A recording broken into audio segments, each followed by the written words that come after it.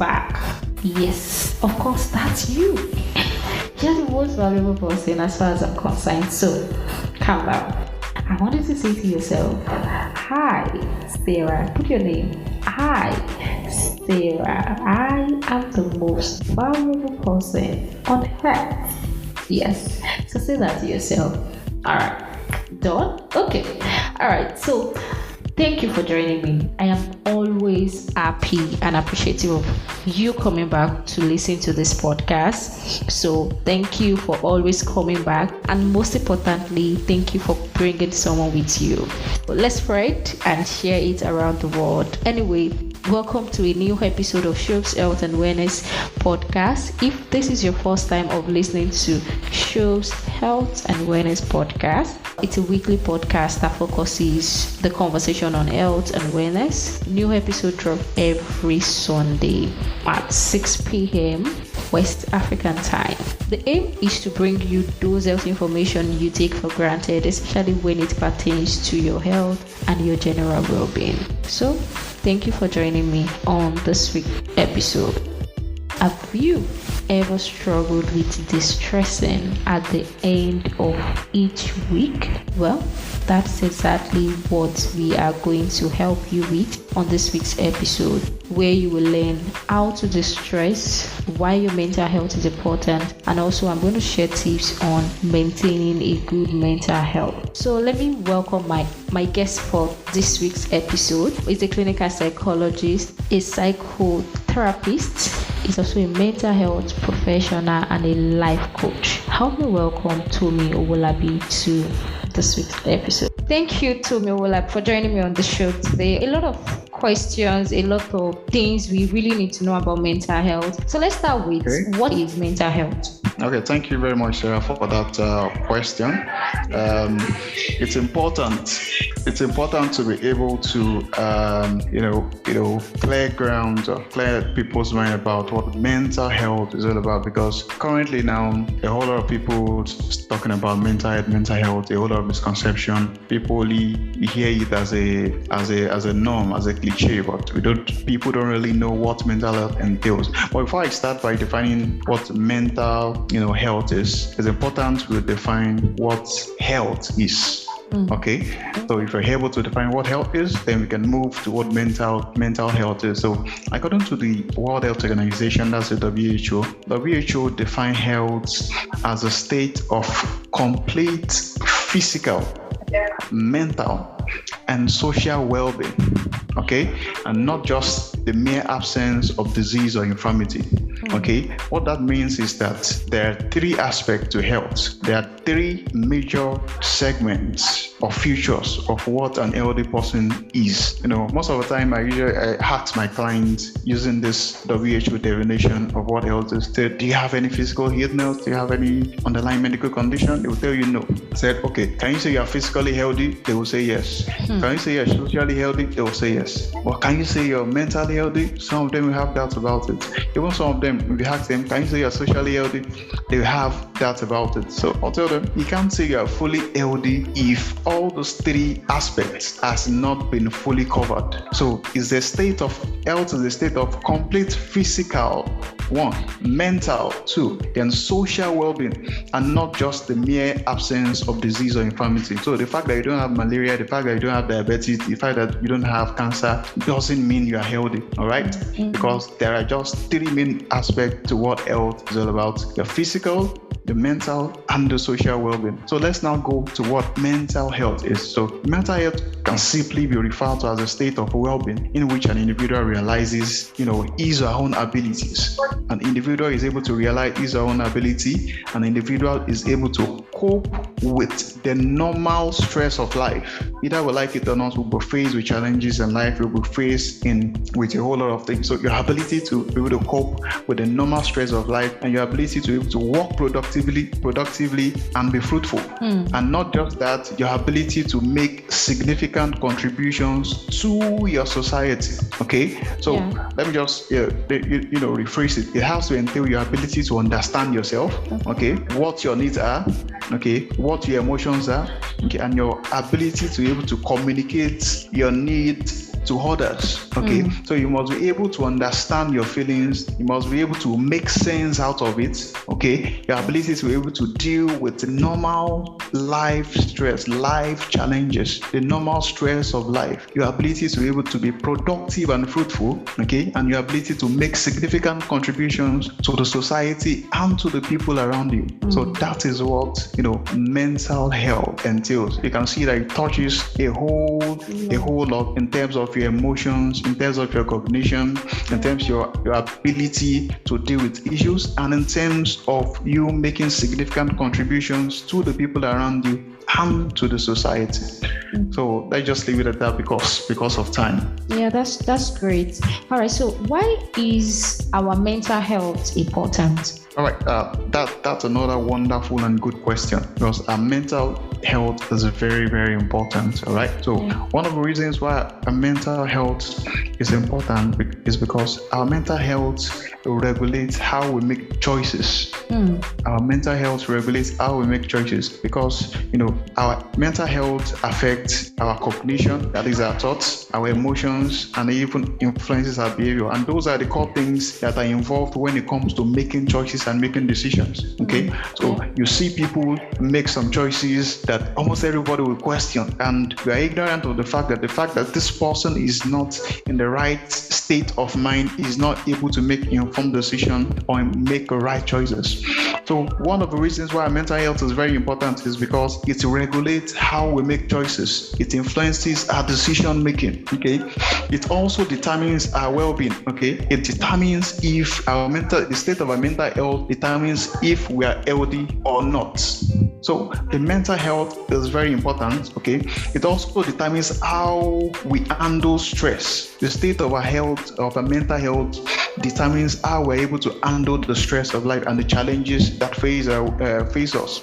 At times you will see some people, pass through some situation, but their inability to be able to deal or cope with the issue will affect their productivity and will affect their functioning. Okay, especially for people that their mental health is not, strong enough, or they are not really healthy mentally. So our mental health determines how we handle stress, and it also determines how we relate with other people. Our mental health affects our relationship. Okay, so most of the time, if let's say we have people in a relationship, people dating, a husband and marital relationship, if one of the partners doesn't have a sound mental health, it will definitely affect the relationship. So our mental health plays a significant role in how we relate to other people, and most of the time we are put to judge people. This person is very eccentric. He's always keeping to himself. She's always keeping to herself. He's so proud. He's so rude. He's so arrogant. Whereas it's not the fault of the person. It's because this person is not in the right mental state. His or our mental health is not sound. So that will definitely affect the way you relate with people. But most of the time we are quick to judge. We are quick to criticize this set of people, rather than trying to reach out, trying to know what's really the reason why this person is like this. And let me round up on this particular question. Okay. Our mental health is connected to our productivity.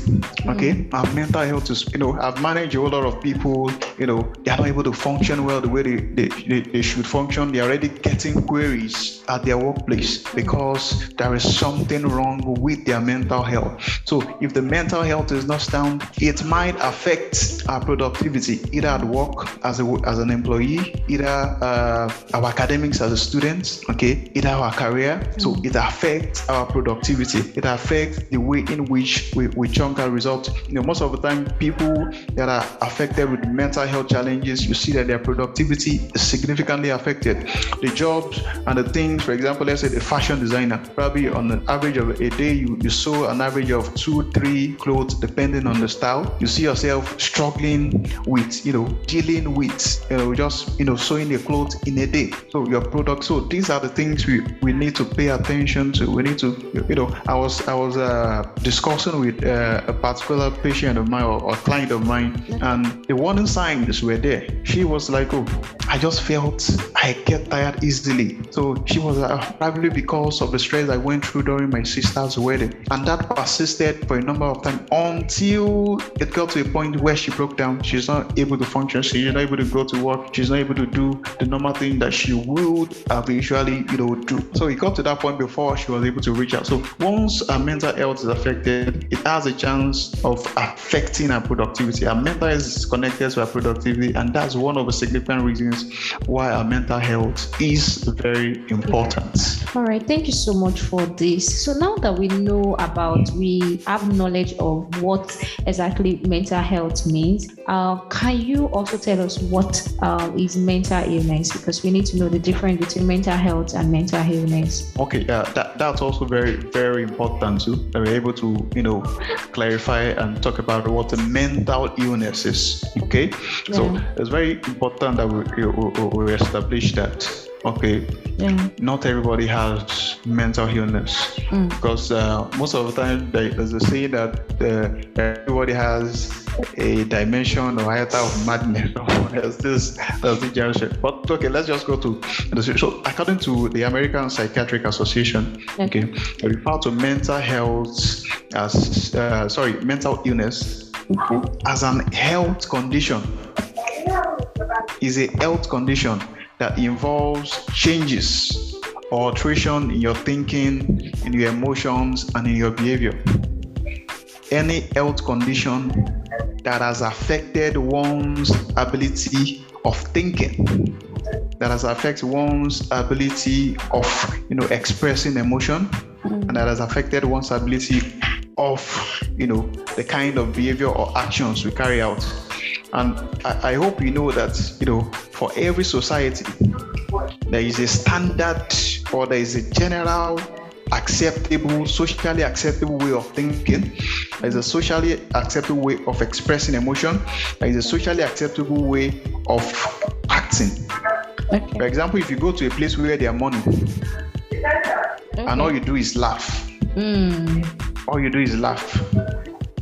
That's purely deviating from the norm and from what is expected. Okay, so that can be an alteration.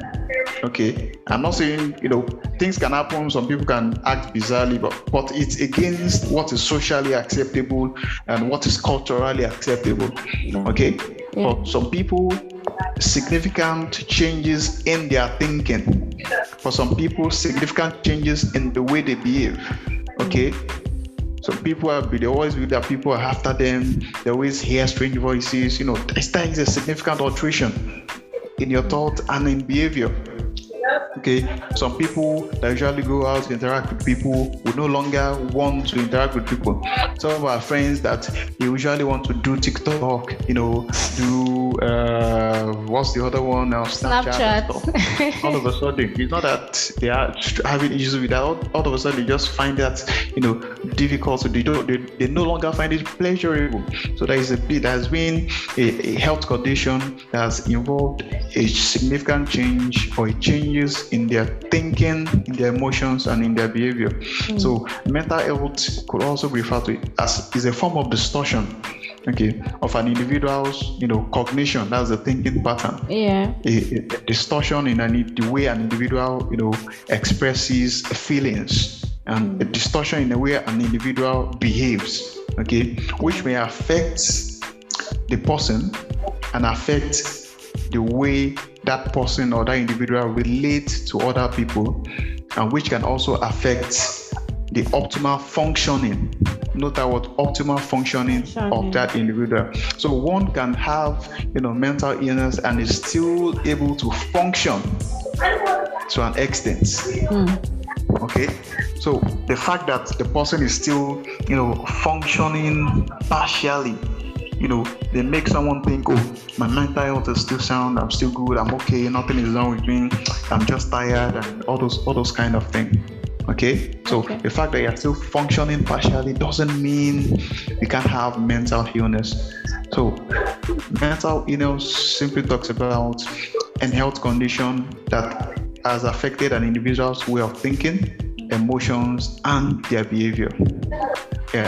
All right, so thank you for that. That's a very powerful definition. Okay, so now that different, you said some people they might have mental illness and they are still functioning well in the society, which will make it very difficult for some people to even identify that this person actually needs help. So I want you to enlighten us or tell us the common signs and symptoms of mental health conditions. Okay, well, mental health conditions or mental health disorders or mental disorders of various forms. Okay. And most of the things that help to distinguish, them is, the symptoms they present with. The clustering of symptoms are some of the things that help us to be able to say, oh, this person has this issue. When a particular person has presented with some couple of symptoms for a particular time, for a particular duration, okay, I can't just say this person is feels sad and come and say, oh, this person has mental illness. For somebody that probably lost his or her job, or lost a loved one, or lost a significant amount of money, and the person feels sad maybe after a few days or 1 week after the incident, we can't just come and say, oh, this person has mental illness. Okay, so for somebody that has experienced such, we expect the person to feel bad, to feel sad. That's a normal reaction. All right. Okay. But once the person starts presenting with some symptoms that has been consistent, okay, and that has met a particular duration, a particular period of time, and those symptoms have been, consistent for a particular time, then we can begin to say, oh, this person has this issue, or this person has this other issue. And one of the common, mental disorder that we know is one of them is, depressive disorders. That's depression. Okay, it can come in the form of, general sadness, overwhelming thoughts, inability to sleep, poor appetite, suicidal ideation, withdrawal to self, lack of interest in initially pleasurable activities, thoughts of, probably harming yourself, some of the things you think excite you before, all of a sudden you don't want to do it again. Okay, all of a sudden you just don't want to go out again. All of a sudden you don't just want to hang out with your friend again. All of a sudden you struggle to sleep, to initiate sleep. All of a sudden you just have this, you just feel sad without having something exactly to point at. You just feel that you're beginning to struggle to eat. Probably you are the type that usually will finish like let's say 6 loaves of bread, or six loaves or 6 slices of bread. All of a sudden you see yourself struggling to eat 2 slices, and you observe that pattern. So these are things that calls for attention, that calls for I think I observed this over time. Okay. I hope something is not wrong. So that's when you're able to reach out and you're able to get help. There are other categories of mental health disorders and mental disorders. We have the anxiety disorders, which is characterized by serious palpitation, beating of the chest, tightness of chest, and these are usually triggered by events or thoughts or fear of you anticipating that something bad or something harmful is about to happen. So you see those kind of people, they shake, you have serious tremors, heartbeats, palpitation, sweating. Some of them we even think, oh, I feel like fainting. And the doctors have done all the tests. They've not been able to ascertain that nothing, in terms of physically, nothing is wrong, but mentally something is actually wrong. So there are other different categories of let me just run through it because of time. We have the psychotic disorders. Those are the people that if they are not taken care of, those are the people you see on the streets. Okay, hallucinations, delusions, different kind of delusions, different kind of hallucination in terms of people tend to hear strange voices, see strange things, delusion in terms of you holding on to belief that is obvious and glaring that this thing is not true, that this thing is not real, that being caught away from reality, ignoring something as simple as ignoring of self and personal hygiene. Just move close to some people, you see them, the hair is unkept, clothes is dirty, you can see by the time you check the color, very dirty, and you observe that this thing is not like that before. Okay, and sometimes you observe some bizarre behaviors. Okay.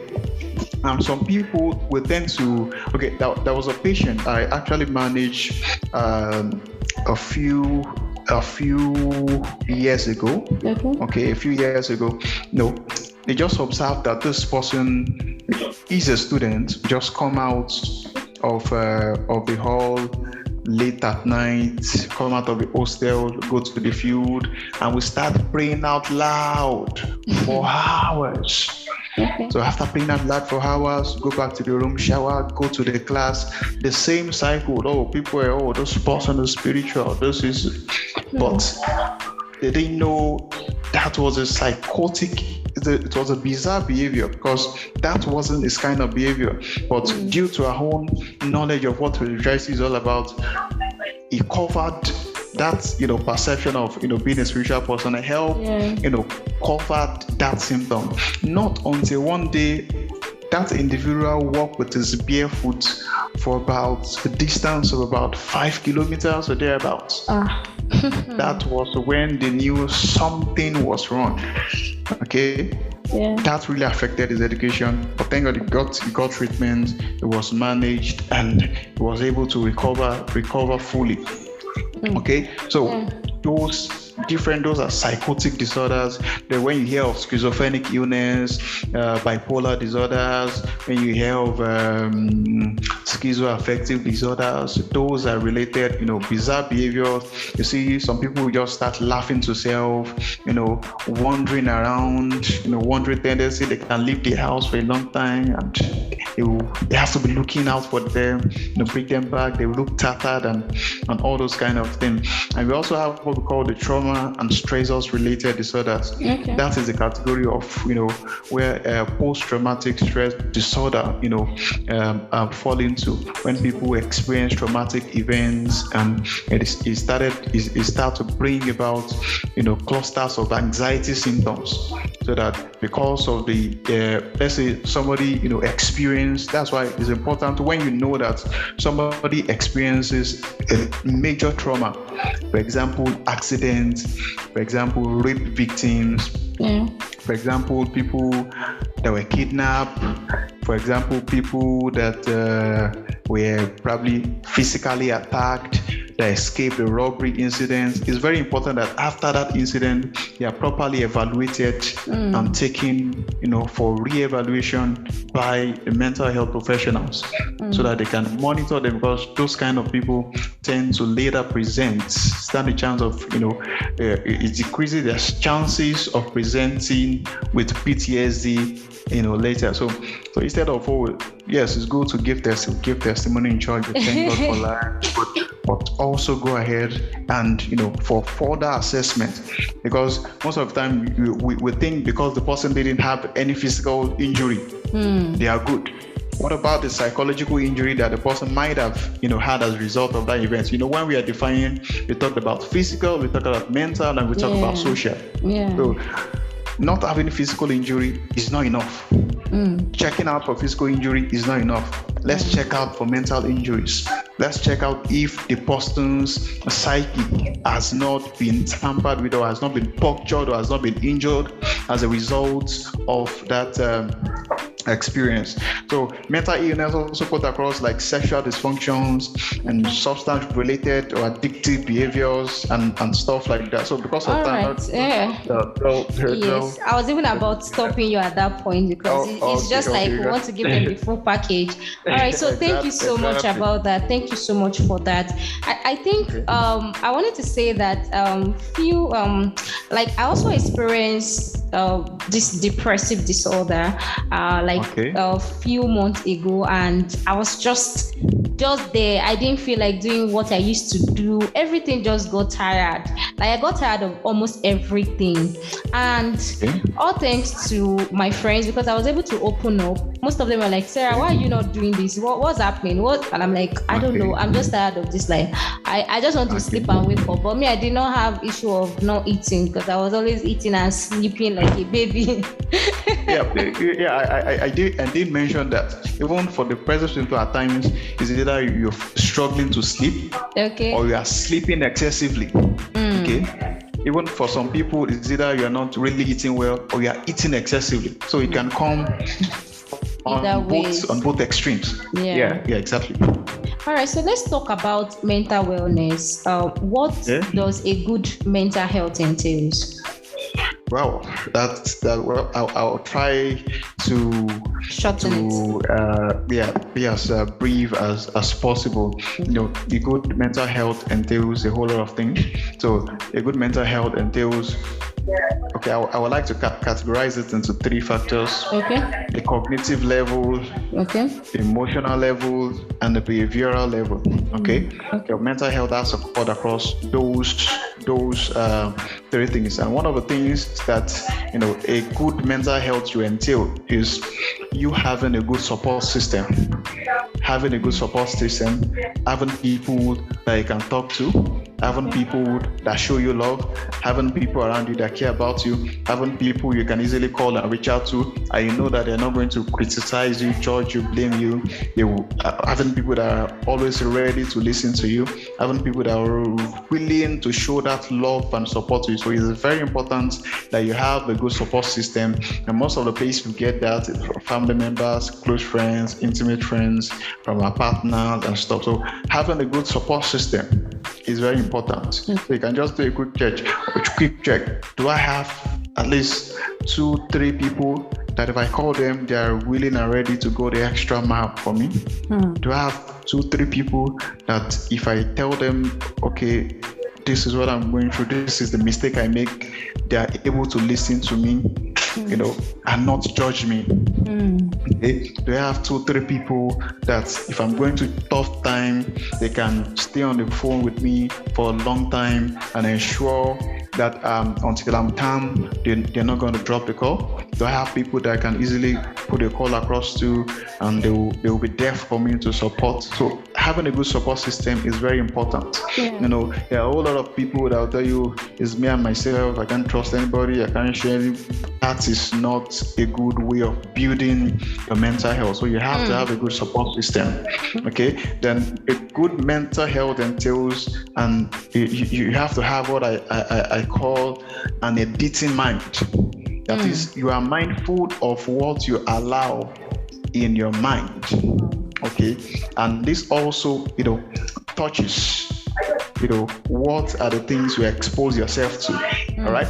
So, for example, currently we have a little issues when we come to there was this incident that happened in Sokoto about the lady that was stoned and burned alive to death as a result of this claim that they blasphemed somebody and stuff like that. But a whole lot of videos were circulating on media.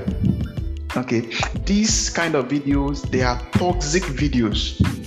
You've heard about the incident. Do you need to watch the videos? Because these are some of the things that people expose themselves to and make them, it's like you're experiencing a secondary trauma. Okay, you are not experiencing it directly, but the fact that you're exposing yourself to all those gory contents has a negative impact on your mental health. So for somebody that has a good and sound mental health, you have an editing mind. You just don't allow anything to penetrate into your mind. You are conscious of what you allow of the things you allow to dwell in your mind. So most of the time I encourage people, all those gory photos of accidents, a car running on the head of someone or running on the leg, try as much as possible to avoid them. You've heard about it, you've read about it. You don't need to go the extra mile to read about it to get the extra details. Because there was an incident that happened and the person complained, I've lost sleep, I've not been able to sleep well for a time. Okay, while trying to process, make inquiry, they got to know that she experienced, seeing, a particular incident that happened where a truck hit about 3 or 4 children. Okay, so as a result of that, she couldn't sleep. She lost her sleep, lost her appetite, and that really affected the person. So must you expose yourself to a person with a good mental health has an editing mind. Okay, you are careful and mindful of what the things you allow to penetrate and the things you expose yourself to. And another thing is that you have to have good access to mental health resources. Mental health resources. Okay, mental health resources in terms of knowing when to reach out, knowing who to reach out to, okay, knowing the right person to reach out to, reading the right kind of books, exposing yourself to the right kind of information. For example, what we are doing now, these are the contents that people ought to hear and listen to over and over and over again so that they can have a better understanding and equip themselves. Another thing is, having a confiding relationship is also very important, okay? And also having numerous coping skills and coping strategies in your mental. I like to use the word mental arsenal.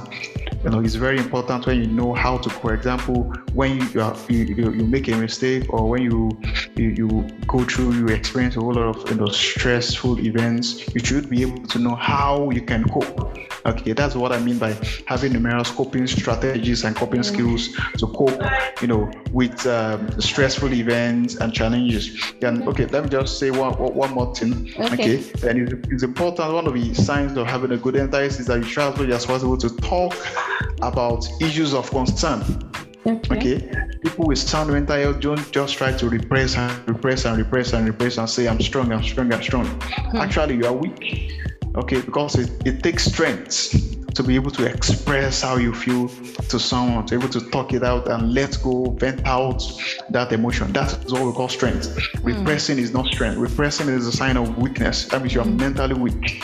Okay, so expressing yourself, I talked about having a confiding relationship, having someone to talk to when you have a tough day, when you have a rough day, express yourself, talk to it about someone, and that could make you. We can go on and on and on and on and on and on to talk about it. Let's pause it at that. Thank you so much for the information you just shared with us, talking about mental wellness and what mental health actually entails. So let's move into the next question. What are the common misconceptions of mental health? Okay, some common misconception of mental health. Okay, let's just talk about 3 you're doing about. Okay. I'll start with this. There's this common myth, this belief that mental health issues is as a result of weakness in personality or character flaws. So this person is not mentally is not strong. It has a flaw. Or that's not actually right.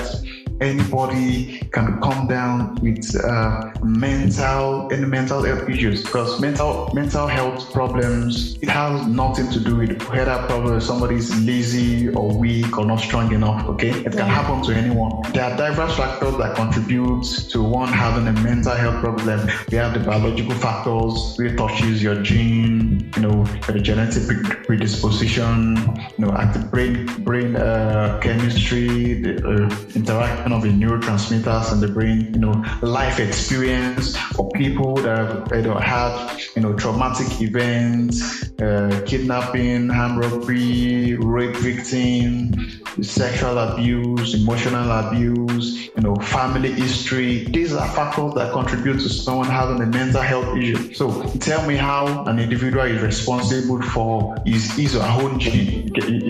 So you can't just say, this person is weak, this person is lazy, that's That's why it's having no. There are a whole lot of factors: biological factors, social factors, environmental factors, life experience, family history, a whole lot of things, contribute to that. So they believe that mental health issue is a result of weakness in personality or character flaw is outrightly, not true. Then there is this other belief too. This belief that that one cannot fully recover from mental health problem.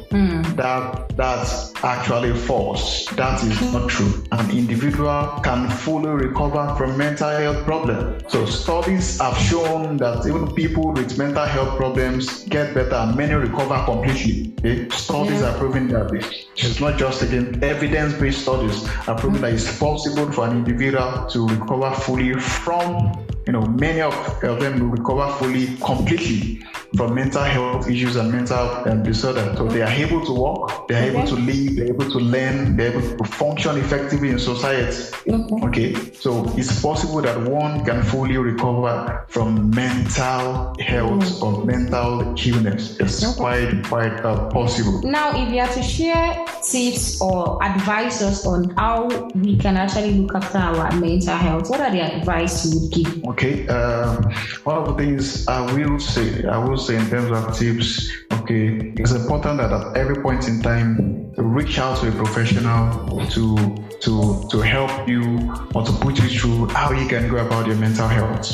Okay, so it's important that you're able to do that. The basic things like eating good food, eating right. Okay, not just eating. It's important that you're able to eat right.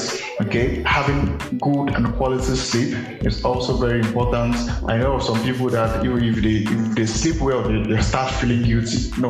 That's the sleeping well doesn't make you a lazy person.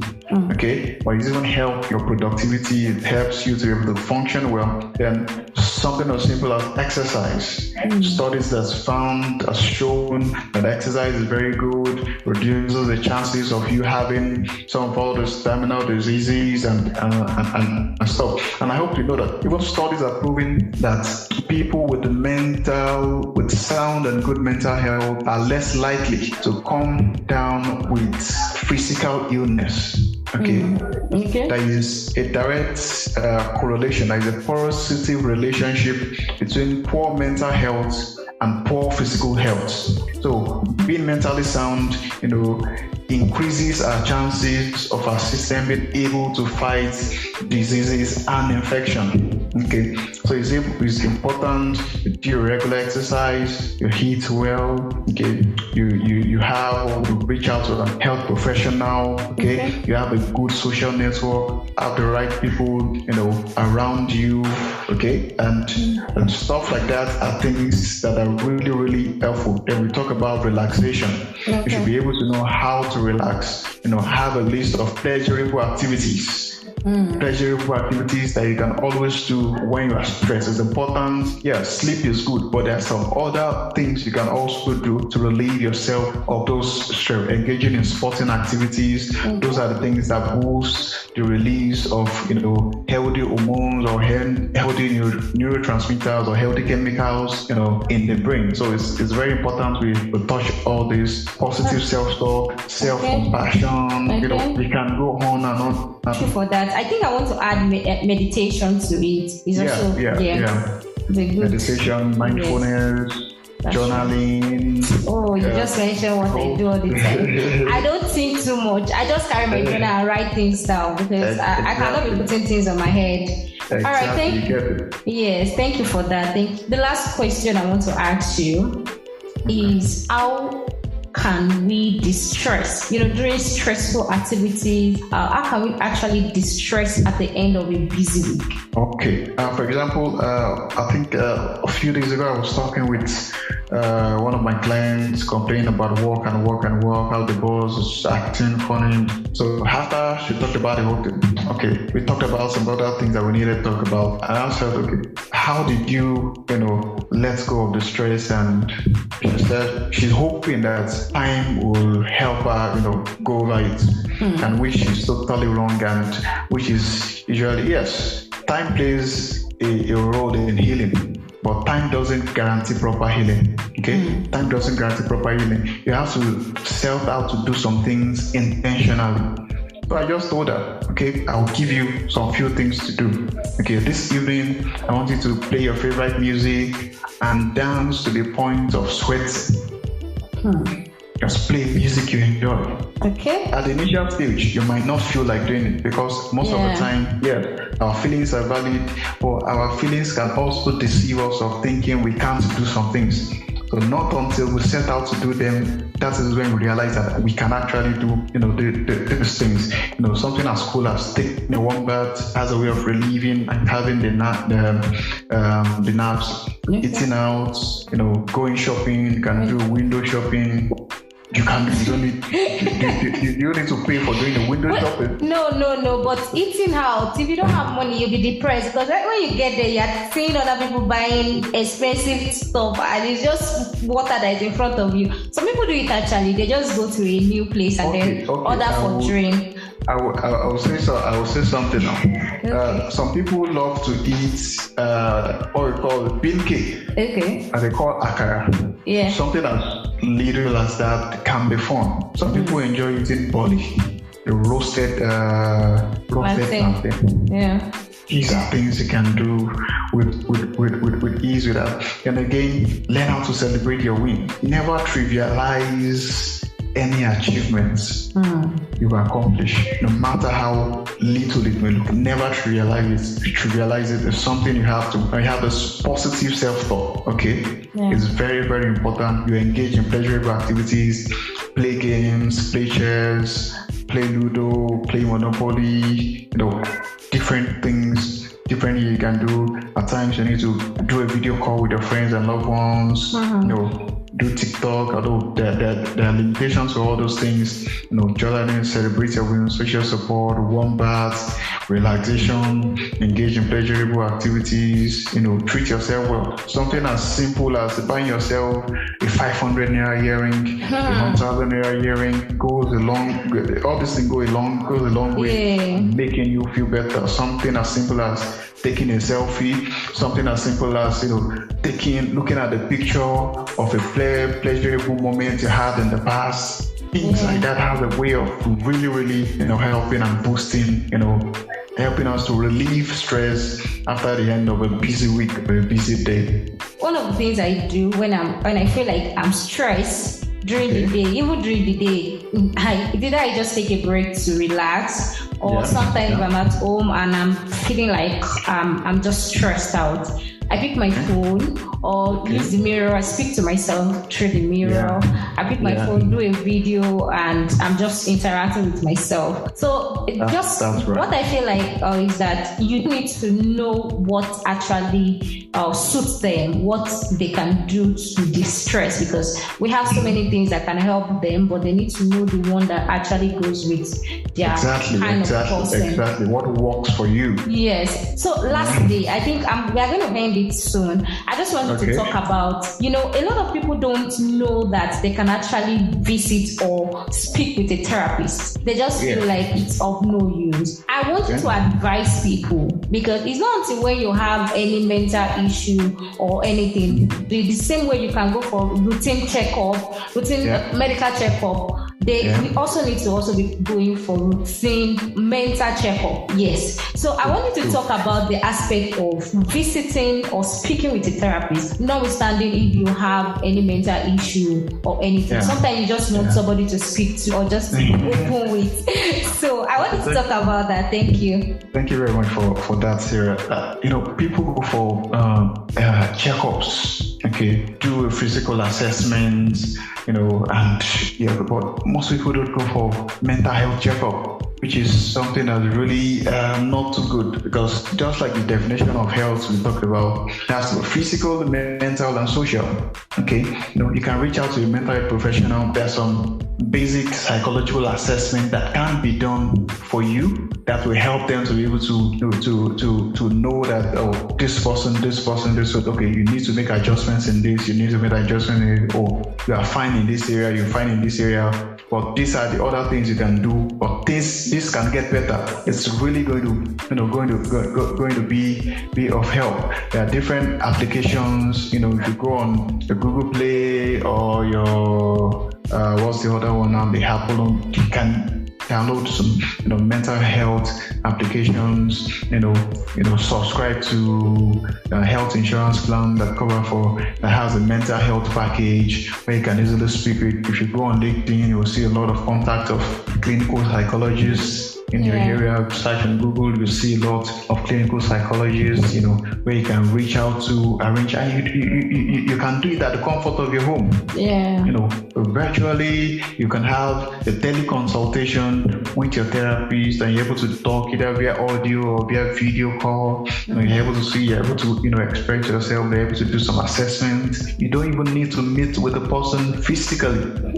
All right, you don't even need to. These are the things people need to start doing. Even for your children, it's something you should be able to do. As a mother, it's something you should be able to do. As a mother that just gave birth, you should do it. Assess yourself. Look out for postpartum depression, or which we now know as peripartum depression. Let them assess you. As they're assessing the physical, let them also assess the mental. That's really going to be your help, because it's easier to manage and curtail all some of these signs or these issues before it becomes full blown. Okay? The earlier the issues are identified, and the earlier the intervention, the better. And the higher and better the prognosis of the intervention and the treatment. Thank you so much, Tomi Wolabi, for joining us, and thank you, friends, for listening. Last one, if you want to stay up to date of our podcast, subscribe, follow on your favorite podcast app, and I will be back next week Sunday. Until then, please remember to be kind to yourself. Much love, peace, and have a beautiful week. Bye.